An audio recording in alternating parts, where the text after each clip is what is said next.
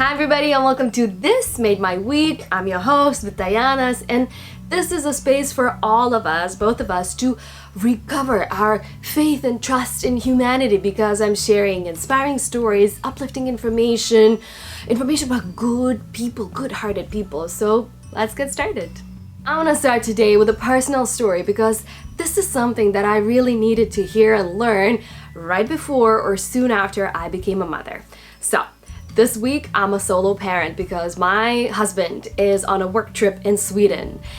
And my struggle and battle with my almost 2-year-old son started on the very first day. So we took my husband to the airport, we waved him goodbye, and right after we came back home, it was time to put my son for his nap. And of course, he refused to sleep, even though he was exhausted. So I, as a good and caring mother, insisted that he sleeps. I'm sure all the parents know where this is going. It took us 2.5 hours of battling 2 milk bottles, me lecturing, then apologizing to him. Eventually I broke down and had a mental breakdown on the bathroom floor while he was watching some cartoons. After I cried it all out, it took maybe 3 minutes laying in bed next to him before he finally passed out. So what the hell happened? Any wise person or a parent will tell you that you cannot control anything, especially a toddler. I cannot change my son or how he's feeling, so I must, for the sake of both of us. In this instant, I was so attached to the idea of how things should go that I totally missed the elephant in the room. We had a very unusual morning. We were rushed. We both said goodbye to my husband, and my son needed a moment to process everything that just happened before he was finally able to sleep. But I needed a moment for myself as well because I was anxious about being with him by myself. And this is where our children are teaching us to thrive, how to change our internal relationship with ourselves so we could too be unapologetically ourselves. You see, in the past, I had such a narrow idea of what self-care looks like. I used to use my work a lot to cope with things that were happening internally. I used to spend a lot of time in solitude or scroll on my phone endlessly and mindlessly. And now I can barely use any of those tools because I have my person with me who needs either my attention or my presence 24/7. Because of my son, I'm learning to adapt. And because of those adaptations, I am evolving. At first, I was terrified that I would no longer be able to rest, but actually this reshuffling is teaching and showing me how much I used to mistreat myself in the past, how often I was inauthentic, and also how often I used to cover it by either taking a bath or buying another lipstick. So today, because I took a really good look at myself in the mirror, for me, work is no longer something that defines me. It became just a part of my life. I no longer bend and try to accommodate every single client, go above and beyond to please them just so I can feel good about myself. Instead, I have very strict boundaries. I limit my work hours to the minimum. And in this way, I've created so much space for myself, for creativity, for play, for spontaneity, and for rest. Now I see that I no longer need so much time to recover because I am no longer that exhausted. I'm discovering so many big and small but truly significant ways how to connect to my joy that actually gives me energy. In terms of solitude, honestly, I still crave it. I love being by myself, but I've also met so many good, caring people whom I can relate to, who totally get and understand me, whether that's a parent at the children's playground, a caring doctor, or a music teacher of my son. And I'm learning that I actually can recover in presence or in a relationship with somebody else. And in terms of endless scrolling and posting, oh my gosh.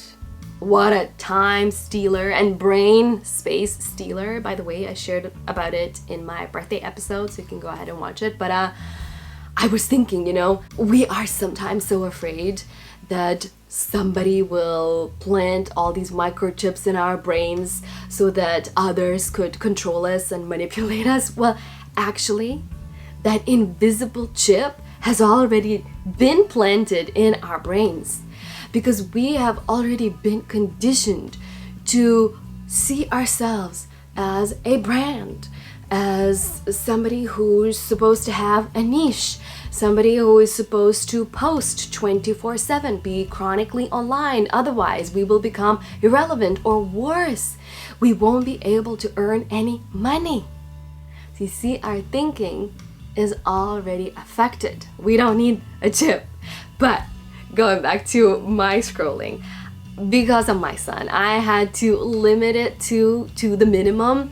And today I choose to do with my online presence something that I truly love and enjoy. I still want to be creative, I still want to show up, I still want to connect to wonderful people whom I've met over the years through my social media. But I am doing it differently. I film once a week, I explore long form content, and I regained so much of free time for myself, for actual creativity in everyday life.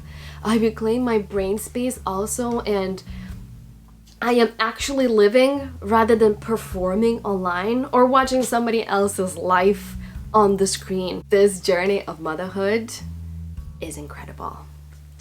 And don't get me wrong, it also can be frustrating, extremely inconvenient, triggering, and expensive.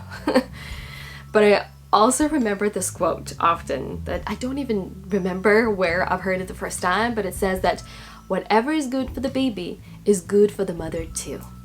And sometimes at first it can sound like gaslighting, but if I have the courage to go deeper and to really see myself, I always face this truth. Whether that's a timeout, a pause, a playful time, a snack, or a good cry on the bathroom floor, whatever is good for the baby is good for the mother too. Remembering that made my week. What would you think if you would see me like this? Or like that? Or like this? Or like that? Probably many different things, and that is the beauty of technologies and filming and editing, that you can create any kind of perception image that you want, and there's so much of creative power. And this brings me to another thing that totally made my week, also made me sad a little bit, because I just finished watching my favorite show. I think it's my favorite, well, at least in top 3, and that is Marvelous Mrs. Maisel.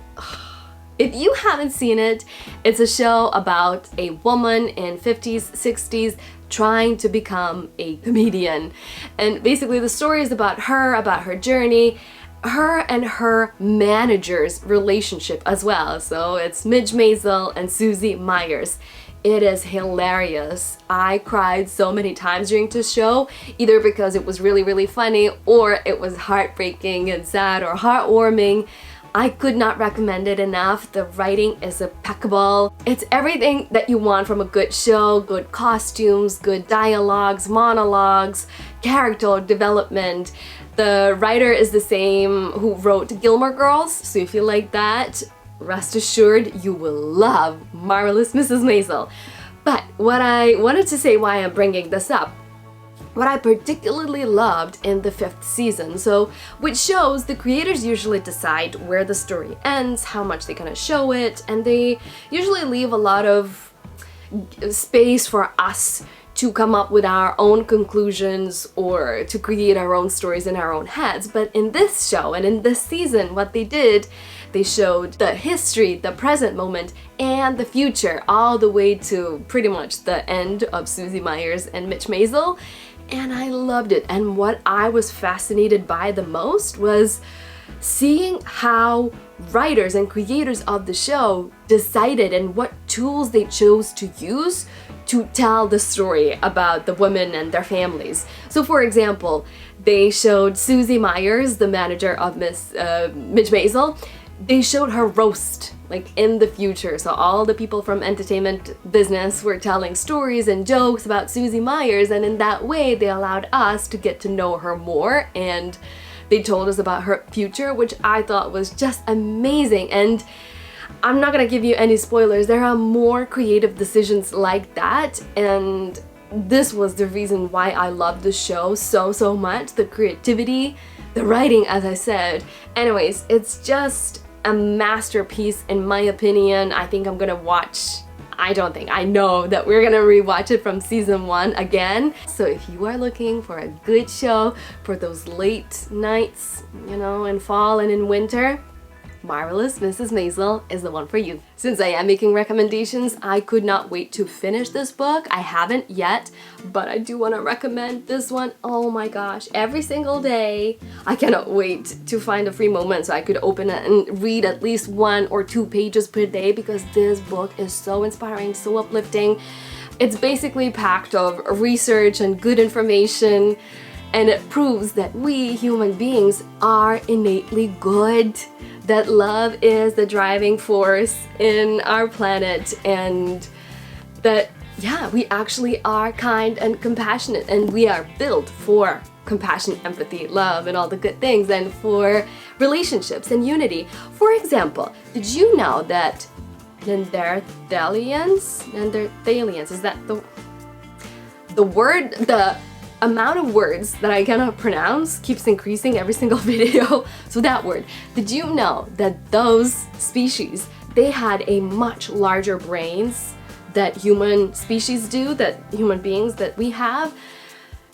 So why did they go extinct even though they were way ahead of us, much smarter? That is because they did not work in groups.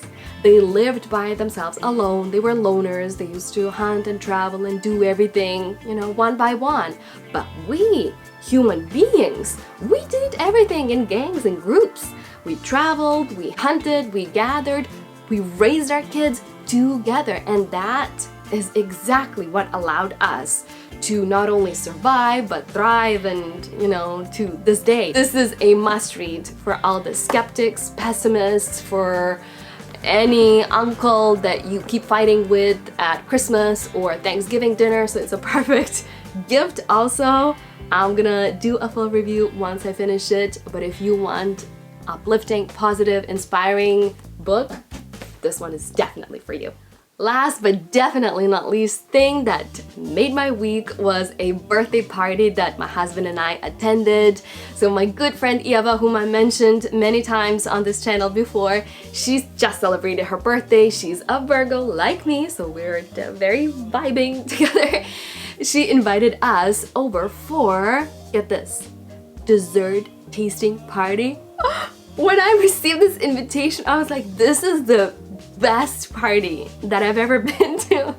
And it really was. It was a gorgeous gathering with flowers, with beautiful food, with great company, great conversations, good people, and I had the best time. The sweetness was in my mouth, in my belly, in my heart. We had, again, lovely conversations, and I love that Eva, in preparation for this party, she asked this question. We had to think about it prior to coming to the party. She asked this question: what does a good life mean to you? And my answer was kind of basic, but for me, the good life means, you know, in the past I used to think that to live a good life, I need to travel, I need to achieve all of those things, I have to be interesting, I have to, you know, be cool and maybe look a certain way or have a certain things or a certain status. But today, as I get older and wiser, hopefully, I understand that for me to live a good life means to feel everything deeply, to process the present moment, to allow myself to experience it in the now. And that brings me to this memory that I keep thinking about, and it keeps coming back to me. That was almost 2 years, almost 2 years ago when my son was born. It was the middle of the fall, October. It was still warm but crispy. It was kind of getting dark and getting late, maybe at 5, 6 p.m. There was something cozy in the background on the TV. We had fairy lights in our new apartment that we just moved in, so everything felt very fresh and very cozy. I had my 2 or 3 week old son in my arms. He was sleeping, napping on me. I was wearing this new pajama that I love, that was so cozy and so warm, so fluffy. My husband was cooking something, like a home cooked meal in the kitchen. I was watching him. And in that moment, I just fully felt and experienced that this is it. We are a family of 3 right now. It's still, to this day, it's the coziest, the most heartwarming memory that I have, and that is what good life means to me. So this is the question also that I'm gonna leave you with. Tell me in the comments, what does good life mean to you? I cannot wait to hear from you. And also, this is where I'm gonna end this video. Thank you so much for tuning in, watching till the very end, spending your precious time together with me. I am grateful forever. And if you have good news, please send me an email. In the meantime, go ahead and make your own week and make someone's week. Why? Because you can. Because you have that power to make someone's week. So go ahead. And make sure to come back next Wednesday for more. I'll see you then. Bye.